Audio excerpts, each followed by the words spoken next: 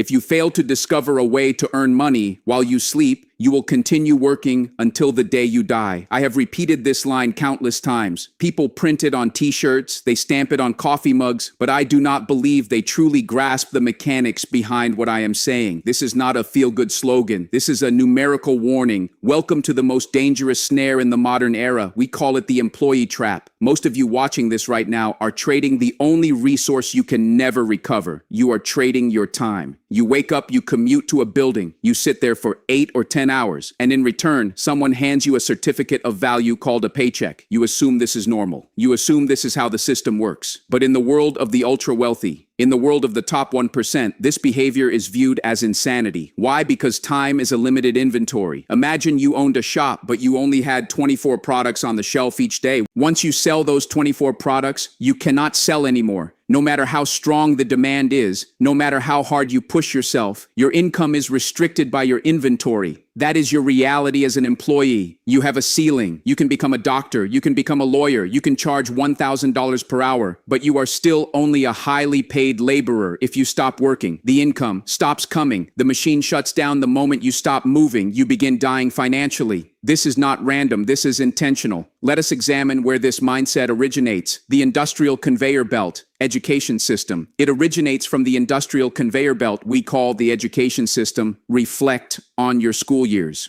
What were you actually conditioned to do? You were conditioned to sit still for 8 hours. You were conditioned to memorize directions. You were conditioned to raise your hand to request permission to speak, or even to use the restroom. You were trained to fear mistakes, and above all, you were trained to complete assignments given to you by a higher authority. These are not the traits of an owner. These are the traits of a compliant worker. The school structure was created in the Prussian era to produce soldiers and factory laborers. It was never intended to create capitalists. It does not teach you how to read a balance sheet. It does not teach you how to identify a competitive edge. It does not teach you how to leverage debt or how to design a system that functions without you. It teaches you one thing: how to be a specialized component inside a machine that somebody else owns. And when you graduate, you are handed the ultimate leash. It is called the salary. Nassim Taleb once stated that the 3 most harmful addictions are heroin, carbohydrates, and a monthly salary. He was correct. A salary is a drug. It is a steady drip of morphine that dulls your ambition. It gives you the illusion of security. You know exactly how much is arriving on the 15th of the month. This predictability feels comforting. It feels safe, but it destroys your ability to hunt in the wild. A wolf does not know when its next meal will arrive, so it stays alert. It stays hungry. It learns to interpret the environment. A dog inside a cage knows precisely when the bowl will be filled, so it sleeps. It becomes fat. It loses its instincts. Most people are domesticated dogs living in a cage built of gold. They have exchanged their freedom for a bowl of food. But here is the problem with the cage. The owner of that cage can stop feeding you at any time. We witness this in every recession. We witness this when technology shifts. The loyal employee who sold his time for 30 years is suddenly dismissed. He is 55 years old. He has no assets. He has no systems. All he possesses is a resume that says he is skilled at following instructions. And now nobody needs more instruction followers anymore. This is the tragedy of selling time. It works until it does not. And when it fails, the collapse is catastrophic. So today, we are going to dismantle this programming. We are going to uninstall the employee operating system from your mind. We are going to examine the mathematics of serfdom. We are going to examine why tax laws are structured to penalize workers and reward owners. And we are going to discuss how to detach your time from your income. You do not need to resign from your job tomorrow. That would be reckless. But you need to resign from the mindset today. You need to stop seeing yourself as a worker who is paid to complete a task, and you need to start seeing yourself as a business that is currently selling its services to a single client. The difference sounds minor, but the difference is everything. One road leads to a lifetime of anxiety and a retirement filled with scarcity. The other road leads to genuine independence. Let us begin the deprogramming. Welcome to Part 2, the mathematics of serfdom. Part 2, the mathematics of serfdom. Most people believe the system is rigged. They are correct, but they do not understand how it is rigged. They assume it is rigged through corruption. No, it is rigged through mathematics. Lesson 1, the tax penalty. Lesson 1, the tax penalty. Workers versus investors. If you study the tax code of any major nation, you will see a clear signal. The government prefers you to be an investor.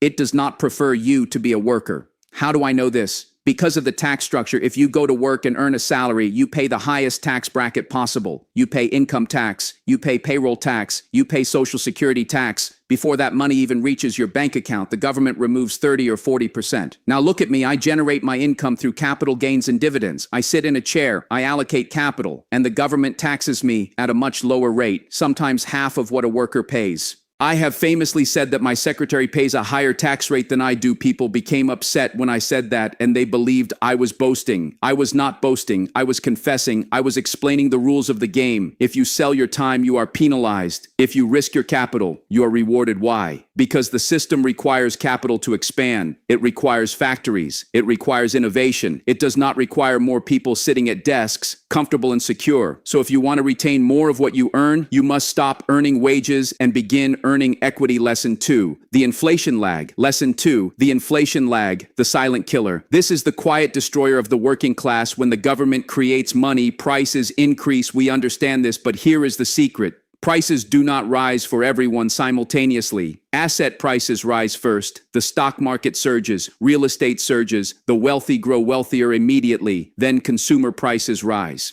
Bread becomes expensive, fuel becomes expensive. Do you know what rises? Last, your wages. Wages are what economists label sticky. Your employer does not wake up and say, oh, inflation increased 8%, let me raise everyone's pay today. No, he delays. He waits a year, maybe 2. By the time you receive that 3% raise, you have already lost 10% of your purchasing power. You are running a race where the finish line is retreating from you faster than you can sprint. As long as you are selling time, you are always on the losing side of the inflation equation. Owners are on the winning side because they possess the assets that are repricing upward. Lesson 3, linear versus exponential. Lesson 3, linear versus exponential growth. This is the final nail in the coffin. Selling time is linear mathematics. 1 hour equals 1 unit of pay, 10 hours equals 10 units of pay. If you want to earn twice as much, you must work twice as long. But there is a physical limitation. You cannot work 25 hours in a day. This means your income has a ceiling. It is mathematically impossible to become wealthy selling time because you eventually run out of time to sell. Wealth is exponential. When I acquire a company, I do not need to be present for it to grow. Coca-Cola sells billions of cans daily, whether I get out of bed or not. Apple sells iPhones in every country on earth while I am playing bridge. That is exponential growth. My income is not linked to my effort. It is linked to the efficiency of the system I own. If you are a doctor, you are intelligent, but you are linear. If your hands stop moving, your income falls to 0. If you create a medical software company, you are exponential. You can sit on a beach and the software continues building patients. You must transition from linear to exponential. You must transition from selling hours to owning outcomes. If you fail to make this shift, you will always be one bad medical diagnosis away from poverty. Now that we understand the math,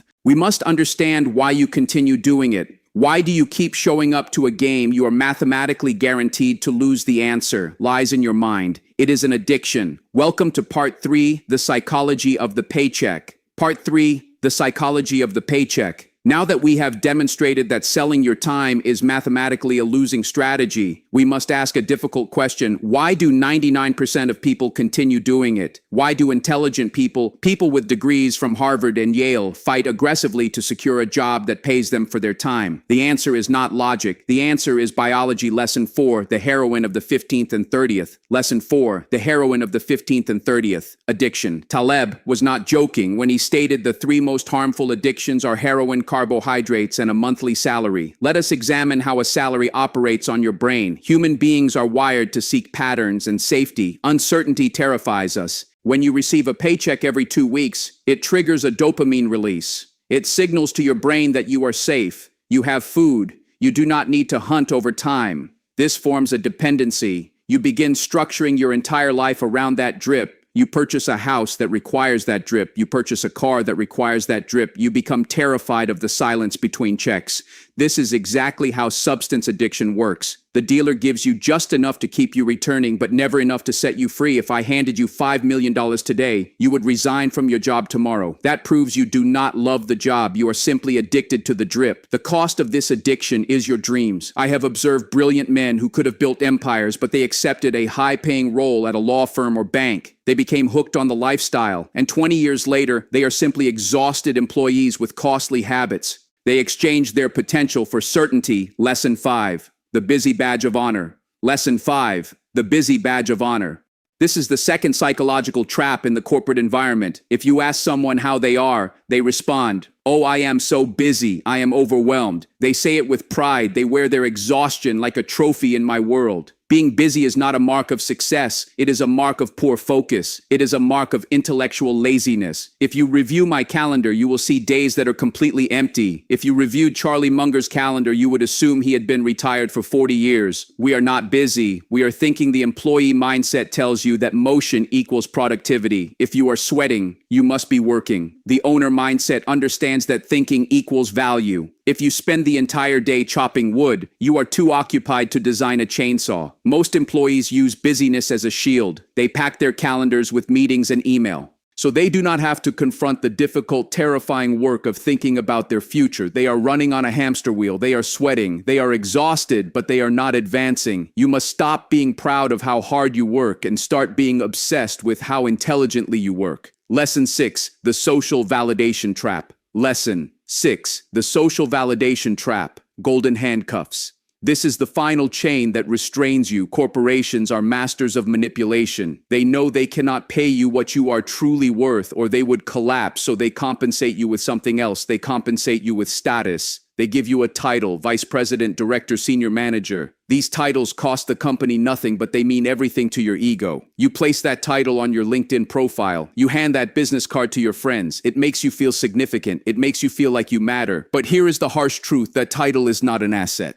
It is a liability. It is a golden handcuff. I have seen individuals refuse to leave a job where they were miserable simply because they did not want to surrender the title of vice president. They valued public applause more than their own financial independence. When I shut down my investment partnership in the 1960s, people believed I was insane. I was walking away from prestige. I was walking away from Wall Street, but I did not care about the external scorecard. I cared about the internal scorecard. I understood that if I wanted to build genuine wealth, I needed to step away from the spotlight and concentrate on compounding. You must be willing to appear like a nobody for a few years so you can live like royalty for the remainder of your life. You must be willing to surrender the title, surrender the busy badge, and surrender the steady drip of the salary. It is frightening. I know your brain will scream at you, your friends will question you, but remember, the wolf on the hill is not as hungry as the wolf climbing the hill, but the wolf inside the cage is not hungry at all. He is merely waiting for slaughter. So how do we escape the cage? How do we rewrite the operating system? We must install new code. We must learn the owner's operating system. Welcome to part 4, the owner's operating system. Part 4, the owner's operating system. We are now going to install the software that enables the rich to grow richer. You do not need to be a genius to run this software. You simply need to understand 3 lines of code.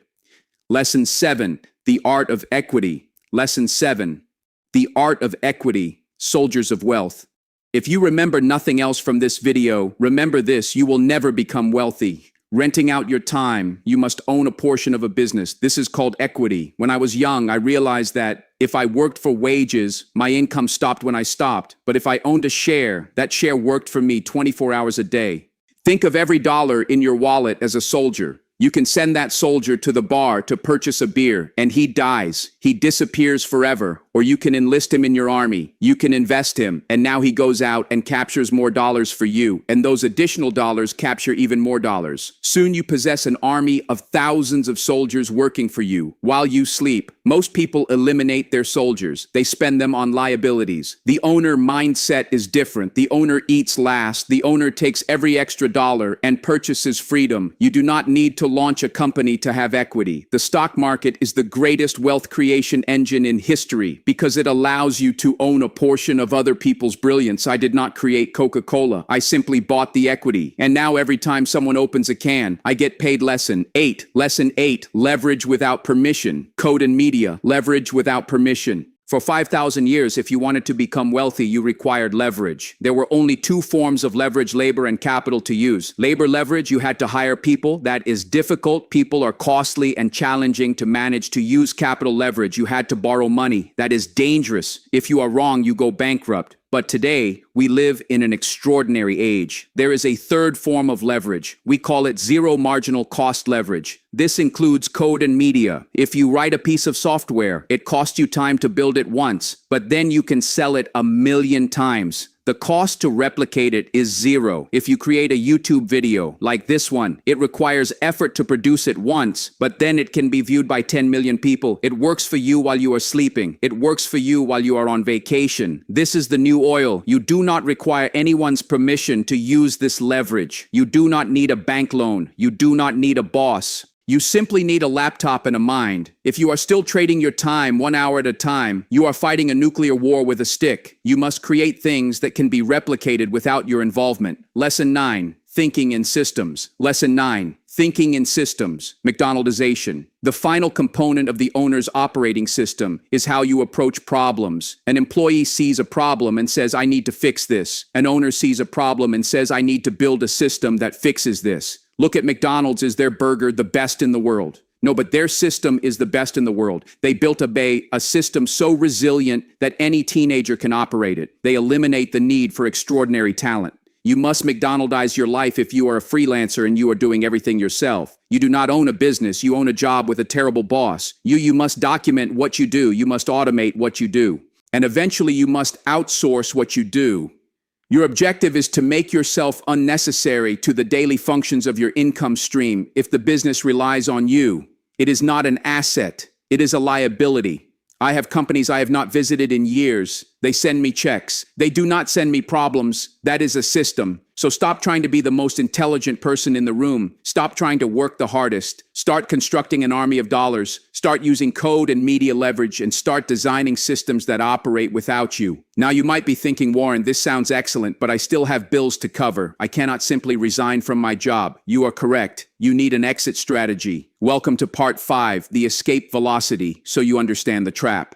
Part 5, escape velocity, the exit strategy. You understand the math, but you are still inside the cage. How do you exit without starving you? Do not burn the bridge while you are still standing on it. Lesson 10, the Saturday morning CEO. Lesson 10. The Saturday morning CEO. Most people attempt to escape the employee trap by quitting their job in a burst of anger. They yell at their boss, they storm out. This is foolish, this is emotional. Capitalists are not emotional. We are strategic. You must keep your job. Your job is your first investor. It provides the cash flow that finances your escape, but you must change how you use your free time. Most employees spend their weekends recovering from the week. They drink, they watch sports, they are recharging their batteries only to be exploited again on Monday. The owner spends weekends constructing the exit. You are the CEO of your life from Friday night to Monday morning. That is your real occupation. During those hours, you build the side business, you research stocks, you write code, you produce content. You continue this until your part-time income surpasses your full-time expenses. This is called escape velocity. Once you reach this number, your boss no longer controls you. You walk into the office with different energy. You are not there because you must be. You are there because you choose to be. And let me tell you, there is no feeling greater than knowing you can walk away at any moment. Lesson 11, the promotion trap. Lesson 11, the promotion trap. This is the final examination. Just as you begin constructing your escape, the system will attempt to pull you back. Your boss will present a promotion, more pay, a larger office, a more impressive title. You must be ruthless. You must decline. A promotion is often a trap. It demands more of your mental bandwidth. It demands more of your time. It tightens the golden handcuffs. They are paying you slightly more to prevent you from becoming free. I have witnessed men ruin their lives pursuing the next rung on the corporate ladder. They climb and climb only to discover the ladder is leaning against the wrong wall. Do not fear being an average employee so you can become an exceptional owner. Give the company what it compensates you for, but give your best energy to yourself. Conclusion, the rocking chair test. Conclusion, the rocking chair test. We have discussed money, we have discussed mathematics, but ultimately, this is about regret. I want you to imagine you are 90 years old. You are seated in a rocking chair on your porch. You can no longer work. You can no longer build. You look back over your life. What will you regret? More, will you regret that you did not receive that promotion to senior vice president? Will you regret that you did not purchase a slightly better car in your 30s? Or will you regret that you spent 40 years constructing someone else's dream while yours collected dust? Will you regret that you traded your limited time on this earth for a paycheck that has vanished? Time is the only asset you cannot repurchase. I possess billions of dollars, but I cannot buy yesterday. You have today, you have this moment. You can choose to continue selling your time. You can choose to remain on the conveyor belt. Or you can choose to stop. You can choose to think. You can choose to build. The cage door is open. It has always been open. You simply need to be brave enough to walk out. That is all. Thank you for watching.